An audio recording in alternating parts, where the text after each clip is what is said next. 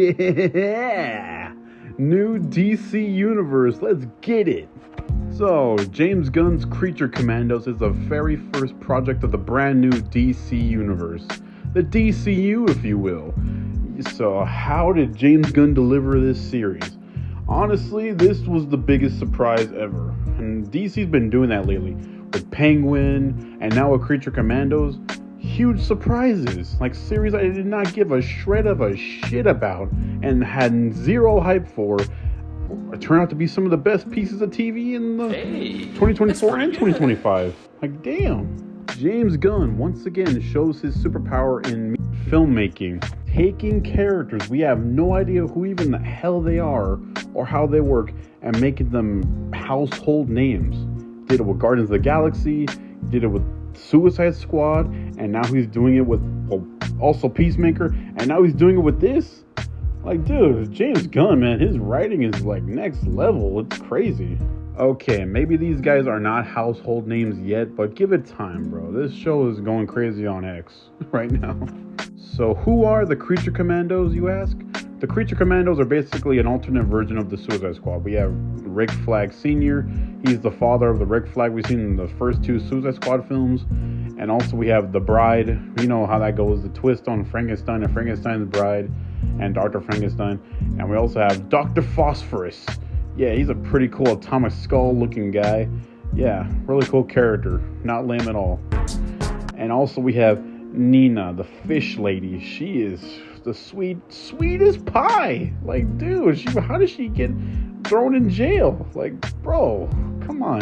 And then we got Weasel. Remember Weasel from the Suicide Squad? And the first we see him in live action in all his horror looking glory, and now we see him in animation. And he's just as retarded in this as he was back then. All led by Amanda Waller, Viola Davis reprising her role from the old movies. I don't really like how James Gunn is just keeping the characters that stuck, like the castings that stuck to for those characters. Like, Viola Davis nails Amanda Waller so well. She just knows how to play that condescending leader so good, but also has a heart of gold. This is a team of Black Ops monsters, and they are the ones that you call to deal with, like, the very dark stuff. But you're probably like, isn't that just the Suicide Squad? Basically, yeah, in theory, but these guys, Suicide Squad, are the ones that deal with, like, the world-ending bad stuff, like Superbad. But these guys are the ones you call that deal with the personal, dark, messed up adventures. A Black Ops team full of monsters. And since we have no idea who these people are at first glance, I love how every episode, there's 7 episodes in this series, and they're all short and sweet. They just tell us what we need to know about everything, about these characters and the story going forward. The episodes take time to introduce us and have us get to know all these characters. Every single member has their time to shine, and I really like that all the way to the ending. So that's really good to see. I also really like how all these episodes are 26 minutes long. Yeah, some people be like, that's a little too short for me, but for me, it works fine, especially for a new experimental series, because I just don't like sometimes how a series can be like an hour or 45 minutes or something, and like it drags on. It just becomes a slog fest. No, this show, short, sweet, to the point. I love that. We once again get to see James Gunn's other side of the coin for his filmmaking and writing. Because at first, when we were introduced to him, we saw all the comedy-driven, all these quirky characters working together, family-friendly space adventure. But in this, and Suicide Squad and Peacemaker, we had the dark, edgy, sexed up, cuss word-filled, hard R extravaganza. And this show is that to the T, bro. The first 2 episodes of this show are some of the horniest things I've ever seen DC put out. Like, golly. Jeez, these guys were going at it. Like, my goodness. I'm not going to say who, because I don't want to spoil it for y'all who have not seen it. But, yeah, there's some action in this show. The gory, edgy action, and also that kind of, yeah, action. Oh, also another member of the Creature Commandos, G.I. Robot. I almost forgot about him. Sorry about that.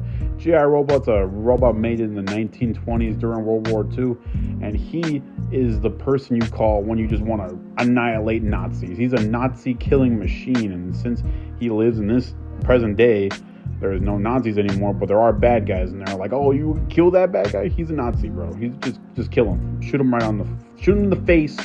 Gunpoint right there. Go, go, go. I really dig the music in this series. Sometimes the songs are like, the hell? That's some funny, goofy ass music, but it did make me laugh and chuckle in the parts it was shown in. But other times with other scenes, the songs that they chose, I really liked it. Lifted your spirits, fast paced, just catchy. I just really dug the music they chose for the Creature Commandos when they're getting down to business. Even in the heavy scenes to really show the emotion, even those songs are kind of catchy too. And I'm like, dude, who's choosing the music for this thing? Another thing that I found out about this show is that, well, not in the show, in the DCU in general, James Gunn just wants to have everything be canon, everything connect. And what we think connects can connect. Like, that's the mindset he wants us to have to go through. Because this show and the Suicide Squad are connected. They are canon. So, even though this show's animated, so anything animated, live action, or in video games, he said, are all going to connect. So, I don't know how the hell that's going to work. But if this is the first glimpse of how it's going to work, I can see it working. Just don't be too excessive with it. There are so many DC Easter eggs to sink your teeth into, to have you pointing your little finger and be like, oh, cool, that's awesome. I'm glad I saw him. I'm glad I saw her. I'm glad I saw him sticking in his butt. Oh my God, yeah. In the end, guys, Creature Commandos was a surprise to be sure. I really dug this series. Short and sweet, great music, great characters, all the gore you could possibly want in all the action, gnarly ass kills. We're in the new DCU. If this is how it's going to be going, I have high hopes for Superman in July. Give this show a try. It's short, sweet, and it doesn't take too much of your time. And if you want to see some badass characters with some badass action, with some badass monster powers, this may be your cup of tea. And also with some laughs. This show's hilarious in some parts. It's definitely worth a binge. Looking forward to more DC content in the future. DC's back, baby. See you in the next video. Like and subscribe. I'll see you next time. Creature Commandos gets a B.